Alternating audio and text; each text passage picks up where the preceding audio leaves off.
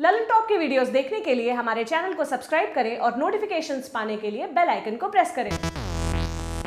नमस्कार, मैं हूं निशांत और आप देख रहे हैं दी ललन टॉप। राष्ट्रीय स्वयंसेवक संघ आरएसएस, इसका वकीलों से जुड़ा एक संगठन है भारतीय अधिवक्ता परिषद। इसने 2 मई शनिवार को एक ऑनलाइन लेक्चर कराया। इसमें शामिल हुए मशहूर वकील हरीश साल्वे। साल्वे ने अंतर्राष्ट्रीय कोर्ट ऑफ जस्टिस यानी आईसीजे में भारत के लिए कुलभूषण जाधव का केस लड़ा। उन्होंने ये केस लड़ने के लिए केवल ₹1 फीस ली थी।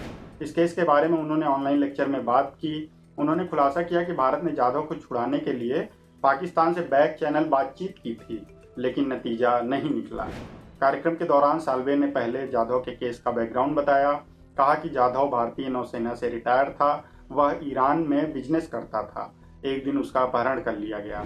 साल्वे के अनुसार तालिबान ने उसे पाकिस्तानी सेना को सौंप दिया। पाकिस्तानी सेना ने ईरान से लगती पाकिस्तान सीमा पर उसे पकड़ा था। यह तथ्य पाकिस्तान ने भी माना है। हालांकि पाकिस्तान यह तो नहीं मानेगा कि तालिबान ने जाधव का अपहरण किया था, लेकिन पाकिस्तानी सेना ने उसे पकड़ा कैसे, इस पर कुछ स्पष्ट नहीं है।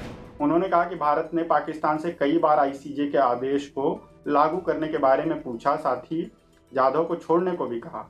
बकौल साल्वे, हम उम्मीद कर रहे थे कि बैक चैनल से जाधव को छोड़ने के लिए पाकिस्तान को मना लेंगे, इंसानियत के आधार पर या कुछ भी। वे चाहते तो कोई भी वजह दे सकते थे, हम केवल उसे वापस चाहते थे।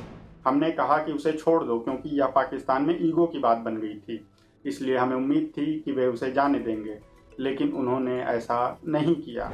उन्होंने आगे कहा, हमने 4-5 खत भी लिखे, लेकिन वे मना करते रहे।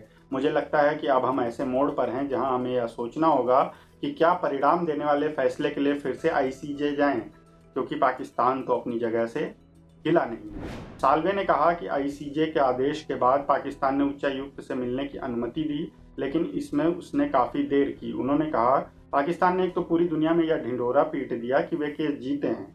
वे ऐसा सोचते हैं तो यह उनके लिए अच्छा है। अब वे बार बार कह रहे हैं कि हमें पाकिस्तान के कोर्ट में कार्रवाई के लिए अर्जी देनी होगी। हम कह रहे हैं कि आप आईसीजे के फैसले को कैसे लागू करेंगे। वे इस बात का जवाब नहीं दे रहे हैं। भारत सरकार उन्हें बार बार लिख रही है। हो सकता है जाधव को न्याय दिलाने के लिए हमें किसी दिन फिर से आईसीजे जाना पड़े। हरीश साल्वे का कहना है कि अभी तक पाकिस्तान ने जाधव मामले की डिटेल भारत को नहीं दी है। उसने ना तो एफआईआर की कॉपी दी, न चार्जशीट और न मिलिट्री कोर्ट का ऑर्डर दिया। आईसीजे में पाकिस्तानी वकील के कड़े शब्दों के इस्तेमाल के बारे में साल्वे ने बताया। उन्होंने कहा कि पाकिस्तान ने कई बार भारत के खिलाफ कड़े शब्द कहे। उन्होंने बताया, आईसीजे में हमने कभी उनके जैसे शब्द नहीं कहे। मैंने शब्द जांचे थे। पाकिस्तान ने कई बार झूठे, बेईमान और घृणित जैसे शब्द इस्तेमाल किए, लेकिन भारत ने ऐसा नहीं किया।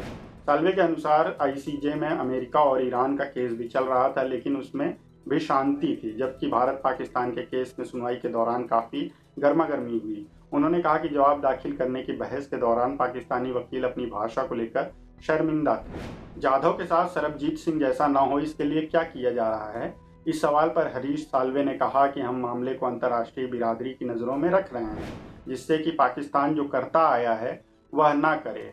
बता दें कि सरबजीत सिंह को 1990 में पाकिस्तान के पंजाब में बम धमाकों के मामले में दोषी ठहराया गया था। बाद में कोट लखपत जेल में उस पर कैदियों ने हमला किया, जिसमें सरबजीत की मौत हो गई थी। भारत और पाकिस्तान के बीच कुलभूषण जाधव को लेकर लंबे समय से खींचतान चल रही है। जाधव पाकिस्तान की जेल में बंद है। पाकिस्तान ने जाधव को जासूसी का दोषी माना। साल 2017 में उसे पाकिस्तान की एक सैन्य अदालत ने फांसी की सजा दी थी। इसके बाद भारत मामले को आईसीजे में ले गया था। भारत की ओर से हरीश साल्वे मुख्य वकील थे। भारत की दलीलों के आधार पर आईसीजे ने जाधव की फांसी पर रोक लगा दी, साथ ही पाकिस्तान से फांसी की सजा के फैसले पर फिर से विचार करने को कहा। अगर आप ये वीडियो यूट्यूब पर देख रहे हैं तो हमारे चैनल को सब्सक्राइब करें, फेसबुक पर देख रहे हैं तो पेज को लाइक करें और ललन टॉप का ऐप डाउनलोड करना ना भूलें। धन्यवाद।